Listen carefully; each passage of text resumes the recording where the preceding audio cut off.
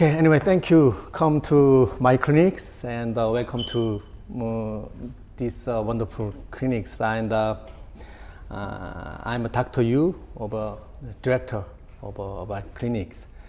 And personally, it's my honor to have you wonderful and famous doctors in the U.S. And I already your papers usually about the PICO LIOBs, and because of your papers, I really adapt the concept of LIOB to my patients and the very good result. Anyway, I start my questions.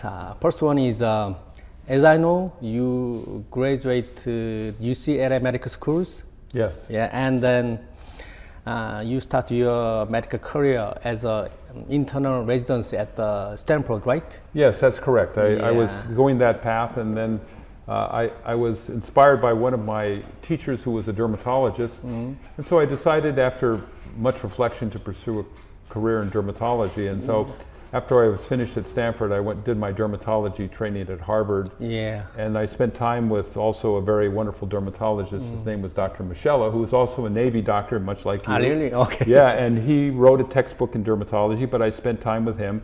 And then later I spent time in the Wellman lab, and that's when Rox Anderson was there as a younger Rox Anderson. And so we worked together on some projects with UVB and very early work on lasers at that point. Wonderful. Long time ago. Yeah. And one of our question is, you start your internal medicines, but you changed dermatology. Is there any reason? Oh, absolutely there's a reason. Number one, I wanted to do a field where I take care of patients young and old.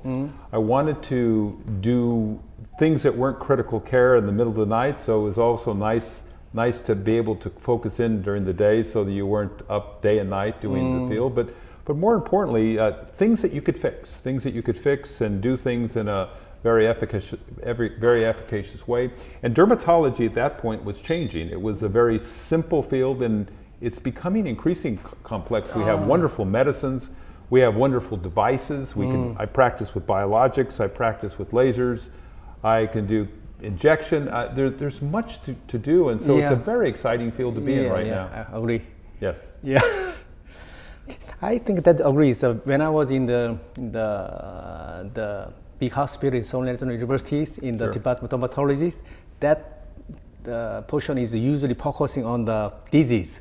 Yes. That is very complex and very complex tool to diagnosis. Sure. But problem is the treatment is almost the same. We always use the steroid and antihistamine. Sure. But this kind of in the private clinics, but compared to the university, the disease is limited. But I have a lot of the modality to treat, just like you said. Sure. It's very interesting. Yeah, I mean, what's interesting these days in the field of dermatology is if you do medical dermatology, there's many new medicines. And unfortunately, academic centers are somewhat limited. So I could use biologics to treat psoriasis. I can do a number of things for acne that we didn't have before. But on the other hand, the explorations into the laser and device world is very exciting for me. It's the most exciting thing because it allows me to interact with the scientists and understand the devices and then best adjust them to treat the patients. And that to me is the most fun. To be totally frank with you, my main love in dermatology is to take a device such as the Dermav and figure out how to optimize its use and to use it best for patients. And so to me, this is the exciting part. So I think that we all have our own goal and way we like to proceed, but again, my primary love is to figure out how to use these devices and understand them. Okay. And you are very well known for the acne and the psoriasis, that is field of disease. And you also told me that you are interested in the laser treatment, PICO laser and the personalized lasers.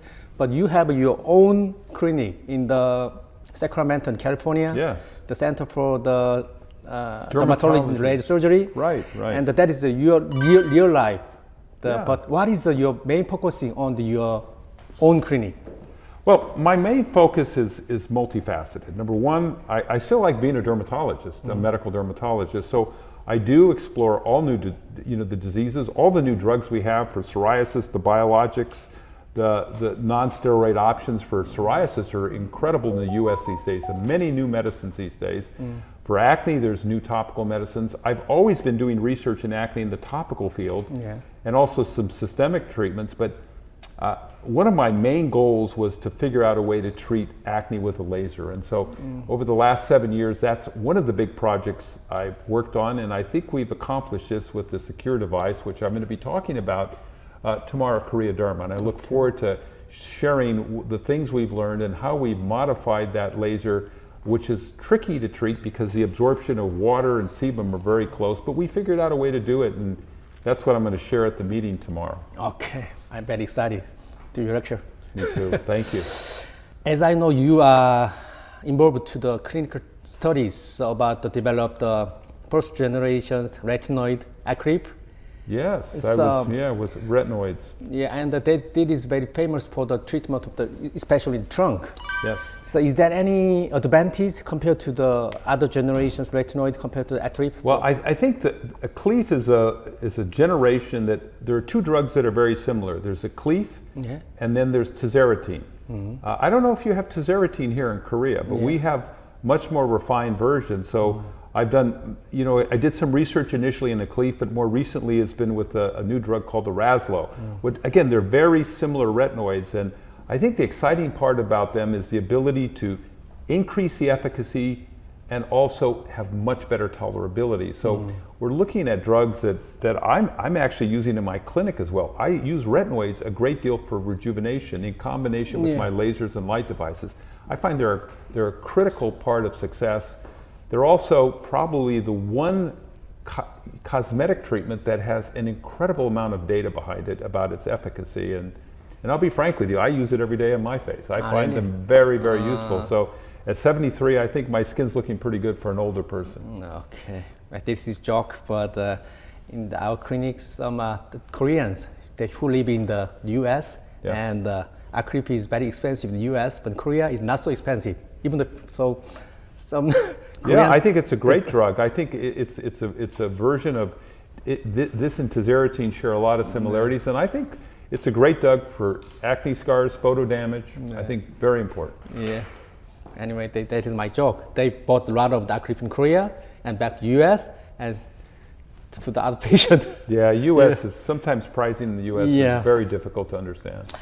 Okay, let's move to the LIOB. I'm personally very interested in the pico laser LIOBs. Sure. I already have papers and other paper tools, and a lot of papers talking about the LIOB usually happen in the intraepidermal cystic cavitations. Sure. But at your papers, you said macular change is only the focused area, but no keratinocyte change. But other papers said that between the beam, but there is no direct damage, but we can find the keratinocyte, in the keratinocyte we get microscopically perinuclear change. Do you agree with that? You mean around the LIOBs? So I mean that this each beam, and in each laser beam is make LIOB. Okay, I understand. Yeah. But some papers said between the LIOB, they find some kind of the perinuclear change. So I am very interested about that point. So Sure. So in the paper we describe LIOBs. Yeah. Now, what it takes to make an LIOB is a certain amount of energy that creates that whole avalanche process that moves off an electron and it grows. And when that happens, all the energy gets taken up in that structure. But what happens in some adjacent areas, it does not reach the threshold to make LIOBs, and so you get thermal damage. So what I think we need to focus in on picosecond lasers is there's two mechanisms. One is flat optic, okay, where you don't have the highest amount of energy, but then you could have areas of damage, okay? And in particular, the absorber is melanin. So if we look at using the flat optic at low energies, and again, my experience has been largely with Cynosure products. So it's the Alexandrite. So what you can see at low energy, at very low energy, you don't see much. But if you look at it after a series of treatments, there's bleaching of the melanin, and it basically diminishes that without apparently being lethal to the cell. Now you could have a higher dose, And the higher dose makes little steam bubbles in the epidermis. You can see as little vacuoles in areas. And that's something that occurs with higher doses. But the higher you go with that, the more chance you are of getting PIH, which is really not good. So I think we focus in on a lot of this with low dose. Now the exception to that is treating nevasive oda. That's where you need, the alexandrite has preference, especially treating melanin in that, as long as the epidermis is not too dark. So I think that you could see damage with that in different ways. Now if you're looking at the fractional optic, again, you have to have a certain amount of melanin to absorb, and when it does, it makes an LIOB. But if you don't reach threshold, and if you're a lighter skin type, maybe not as much energy there, you can have thermal damage. And it's very confined thermal damage. You'll see cells that I'll show to my lecture tomorrow that have been damaged. You'll see little steam bubbles. So it's a balance between energy and the absorber chromophore melanin. Now, in the dermis, a lot of companies show vacuoles in the dermis, okay? Yeah. And they call it an LIOB. Yeah. I don't think this is an LIOB. Ah, really? Okay. I think what happens is in the dermis, the threshold to reach LIOB is not feasible with the current devices we have in the marketplace today. So what you do is you damage the vessel, and in vivo you see hemorrhage around the blood vessel. But if you do that histology in ex vivo skin in the dermis where the blood is not circulating, it heats, creates a steam bubble that looks very much like an LIOB, but it's not an LIOB. It's a dermal steam bubble in ex vivo skin. Yeah. Because the circulation's not going, and the absorption coefficient with an Nd:YAG laser at 1064 is substantially higher for clotted blood. Okay. So it's a bigger steam bubble typically. But again, I think that doing dermal damage is probably have some degree of benefits, but when you damage a blood vessel in the dermis in a person in vivo skin, it can lead to hemorrhage. It can last a couple days. It's a little color, especially in a lighter skin individual. The darker the patient is, the less likely that laser light is to go to the dermis. So if you have a very dark patient, black patient in the United States, you will never get hemorrhage because all the laser light gets absorbed in the epidermis. Yeah, and let's back to the first object. I talk about the small damage to the epidermis, keratinocyte, not the cavitations. So I mean, personally, I use that kind of the concept to treating the lentigos, but in our common sense, we have to use the zoom laser or colorimetric lasers. We have to destroy the whole laser, but it is not correct. We use the fractional method to treat the pigment regions, but I personally experience, even though I use the fractional method, and I already see the pictures of the histology, so I personally experience a very good result and reduce the complications compared to the conventional 755 or 532. So that is my opinion. And then tell me again, so you're using 1064 fractionally? I use 1064 usually for the rejuvenations, but I show the pictures. I usually use the 532 fractional method to treatment of the lentigo, like the pigmentation. Right, flat optic or fractional optic? Fractional. Fractional. And one of the good advantage of that kind of method is we can destroy the pigmentations, and then that is some kind of the damage to the influence to the dermal area and the skin rejuvenation together. You're right. I mean, what you're dealing with is always a bit of a compromise. So the beauty of 755 is you will not get the dermal hemorrhage, okay? Yeah. And so, the question is how much good this dermal hemorrhage does, and I don't think we've quite determined which one. I mean, obviously you have your experience. I wish people would do studies using one and use the other and see which one gives you the best results. I think, almost a split-phase study might answer that question, but nobody's quite done that, so it's really hard to know. In my clinic, I got to be careful. Patients don't want to have hemorrhage on their face, and so they don't want to have that. So I think it's all about compromises and what best suits. So I think obviously you have your experience, and we all get to know what we use.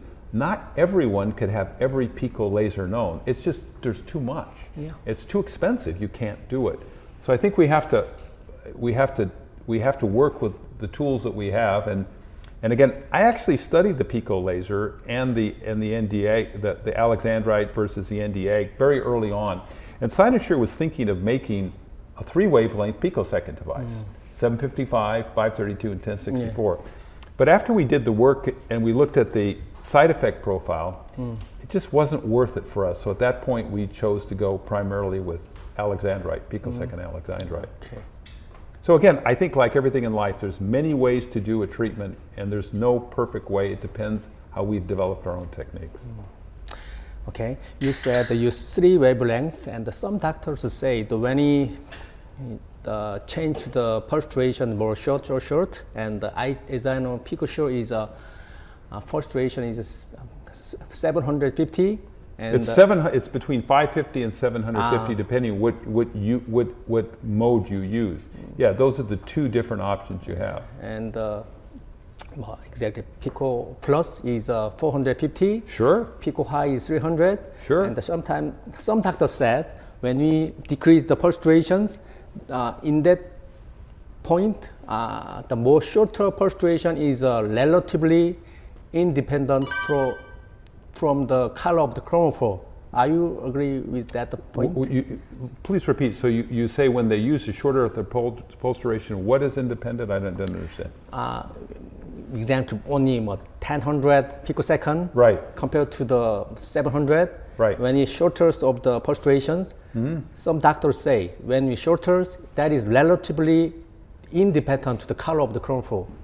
Oh, I mean, so what you're talking about when you get a very, very, very short pulse duration, and the typical thoughts have always been femtosecond lasers, really short, or maybe 5 or 10 picoseconds. Now, you can get something called multi-photon absorption, which any chromophore that's there, whether it's water, will absorb and make and start the whole avalanche process. I just don't know if that's where we're at. Now, I doubt that we're going to have in the near future a femtosecond device or a 5 or 10 picosecond device, because that short high pulse energy is very hard on optics. I mean, when you throw that kind of energy in that short of a period of time, it's hard for optics and a device to take it. So I think in the 500, say 450 to 750 picoseconds, the optics can tolerate that kind of energy, and so you can use it repeatedly and over. So I think the beauty of the picosecond devices is the idea that what you do is when you heat, it is so short that you thermally confine it. Some people have a feeling that when you get shorter and shorter, you're going to get more in the way of photomechanical changes, okay? The question is how much difference is there from 750 to 400 picosecond? I don't think there's a huge amount of difference. It's for instance, when we're in the world today of doing tattoos, and if we're using a 5 nanosecond laser versus a picosecond laser, well, in the first number of treatments, there's really not much difference between a 5 nanosecond and a 500 picosecond laser. It's in the later treatments we might see some difference. The big difference was in the Alexandrite world when we were dealing with 50 to 100 nanoseconds versus 750 picosecond. It made a huge difference, both for blue and green ink and tattoos and also for melanin. So I think when you're trying to get it shorter and shorter, I don't know if we've really established the utility of that. I think it's really an open question at this point. Anyways, the reason I ask that kind of a question is I usually use the picosecond rays for the acne scar. Sure. So I have 2 picosecond, 400 and 300, but that is my personal opinion. 300 more shorter, more advantage to make LIOB and relatively independent. So I guess there is some pure LIOB happened in the collagen area. So when I use the more shorter picosecond lasers, more blood happens, almost the same energy. More blood. Yeah. Sure. So, but these days I seldom... You use the same energy with the 400 and the 300? Yeah, compared to the... what you're doing when you do that is you're throwing more energy in there and you're creating more damage, both epidermal and dermal. You're basically making a bigger either if you put so much energy, the steam bubble that when you make an LIOB gets so big that it blows the epidermis apart. And that might have some benefits, but with it come downtime. Yeah, yeah. And so it's a bit of a balance. It's a bit of a balance combining downtime with the results. Now, what I have found in my clinic and my experience is, okay, I can, especially acne scars in Asian patients, so you're always worried about creating too much damage, too much downtime. I combine fractional picosecond with my Pico Sure laser, and I'm using the Pico Pro these days, which is a 300 millijoule device, and I combine it with RF microneedling same day. Okay, same day. So I do the RF microneedling and then the picosecond laser together same day. So what I do is I do dermal wounding and dermal damage, and then I get all the LIOBs in the epidermis, and that throws cytokines, chemokines, and leads, so they're complementary treatments. Yeah. And so for me, rather than getting hemorrhage on the face, I would much rather use RF microneedling. And I have a number of devices I use, but then you also have the Genius device that Lutronic makes. It's a very nice device as well. So I mean, you have a lot of choices here, and so that's my choice, and I've been very happy with it. But like everything, there's no one right way to do things. Yeah. And your way, I'm sure, has its advantages too. Yeah, you are very similar. So I used the microneedling too, but the first day I used the picosecond laser. The other time I changed to the microneedling. Sure. But these days, Korea, we usually use the poly-DL type lactic acid. Right. So I'm personally very good results. So that is, as you know, this is not a directly make collagens, but it's melt and make induce the micro-inflammations, Sure. and the principle is the same. So I think the acne is many way to treat. Yeah, I think complementary therapies are really a critical part of this, and this is where, it depends on you and how good you are at understanding these in your clinic, and obviously you've had great success, so congratulations. Okay.